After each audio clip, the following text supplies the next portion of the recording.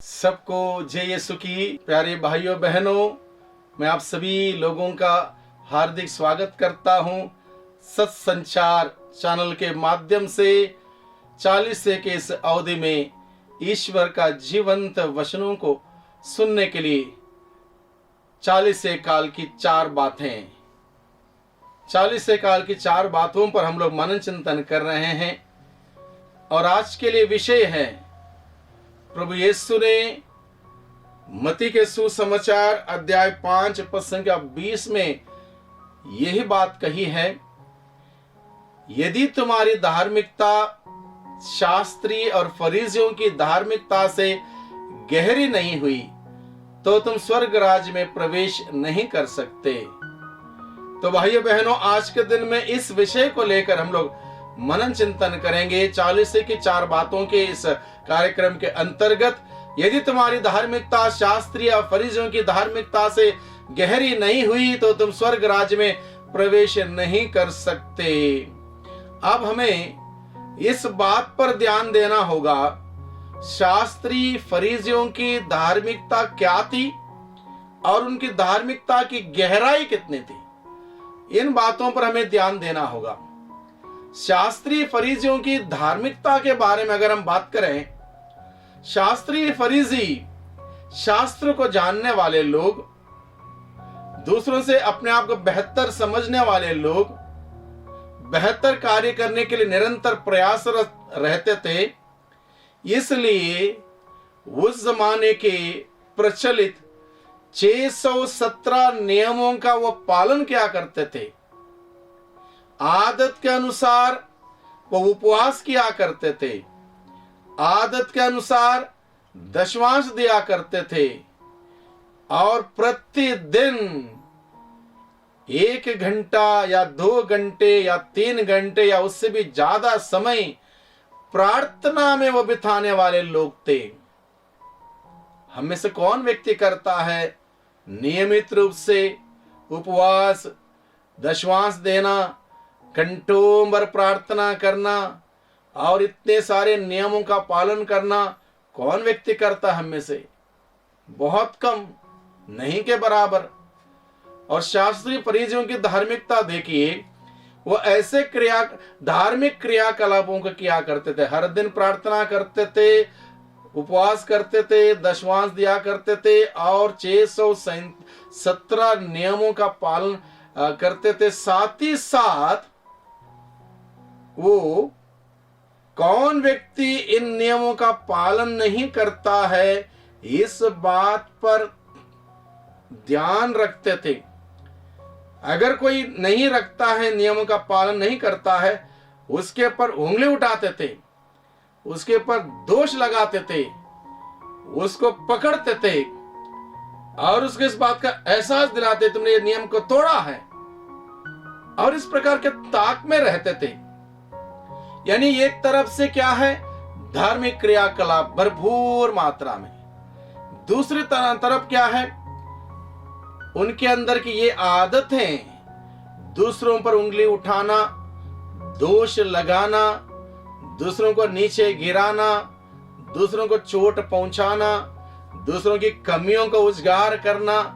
ये उनकी आदत प्रभु यीशु को पसंद नहीं आई, क्योंकि प्रभु यीशु के लिए वो धार्मिकता है जो सच्चाई पर आधारित हो, जो जेन्युइन हो, जो हकीकत से हो, जिसमें कोई दिखावा ना हो, जिसमें कोई ढोंग ना हो, जिसमें कोई आडंबर ना हो, जिसमें कोई स्वार्थ ना हो।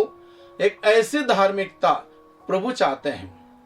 इसलिए जो व्यक्ति कहता है मैं धार्मिक हूं, अगर वो व्यक्ति शास्त्री फरीसियों के भांति नियमों का पालन करने के साथ साथ, प्रार्थना करने के साथ साथ, उपवास और दशमांश देने के साथ साथ दूसरों के पीछे लगा रहता है, दूसरों की गलतियों के टेका लेता है, दूसरों पर उंगली उठाता है और इस प्रकार के कार्यकलाप करता है, तो प्रभु ऐसी धार्मिकता पसंद नहीं करता।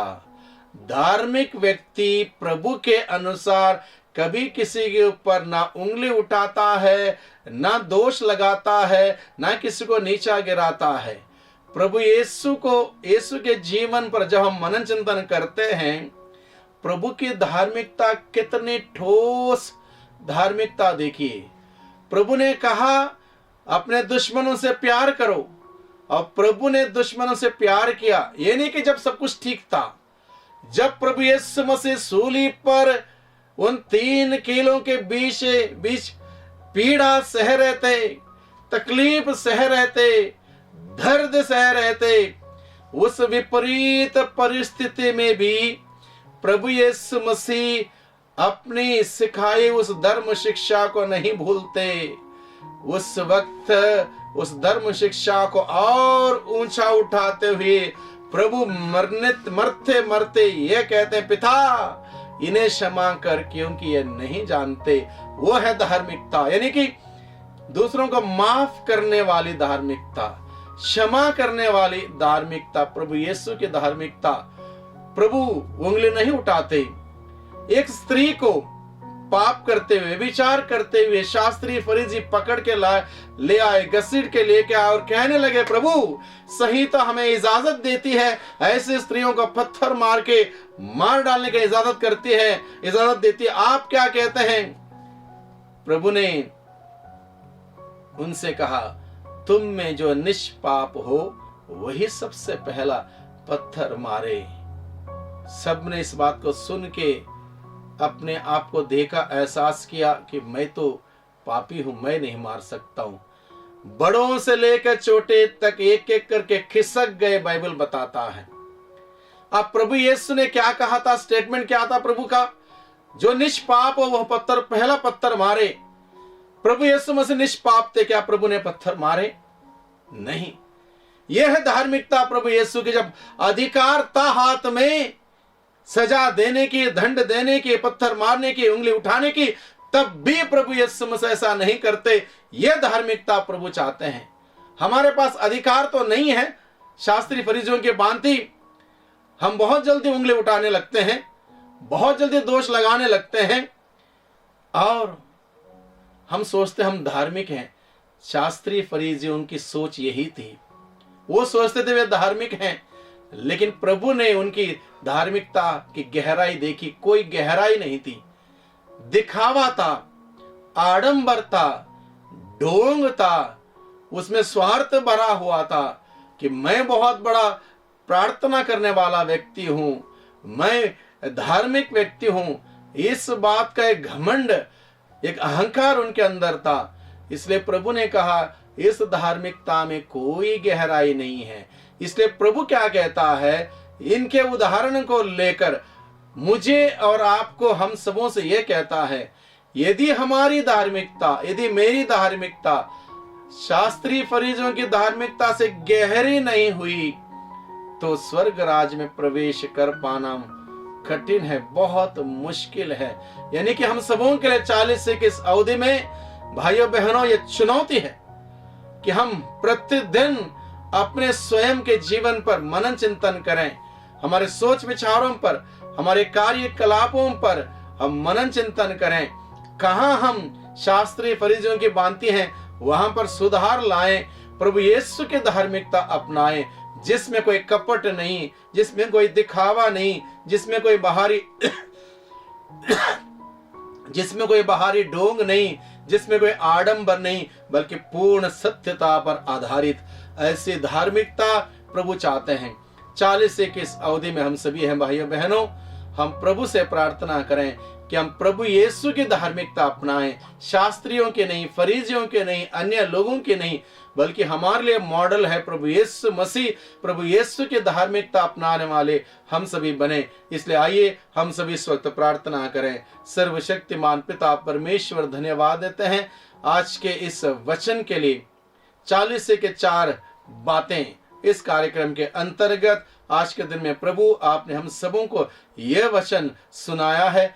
यदि हमारी धार्मिकता शास्त्रीय फरीसियों की धार्मिकता से गहरी नहीं हुई तो हम स्वर्ग राज्य प्रवेश नहीं कर सकते। प्यारे प्रभु जी, हम सबों को आपकी सच्चाई की, ईमानदारी की, धार्मिकता को अपनाने का स्वभाव मनोभाव हमें प्रदान कर, ताकि हम इस धार्मिकता को अपनाएं। दिखावे की, आडंबर की, शास्त्रीय फरीजियों की धार्मिकता हम अपने जीवन से दूर रख सकें, ताकि बड़े सच्चाई के साथ, ईमानदारी के साथ आपके बताए हुए मार्ग पर चलते हुए आध्यात्मिक जीवन में निरंतर हम सभी आगे बढ़ सकें, तरक्की कर सकें। प्रभु हमारी मदद कर, हमारी सहायता कर। दुआ करते हैं उद्धारकर्ता यीशु मसीह के नाम से, आमीन।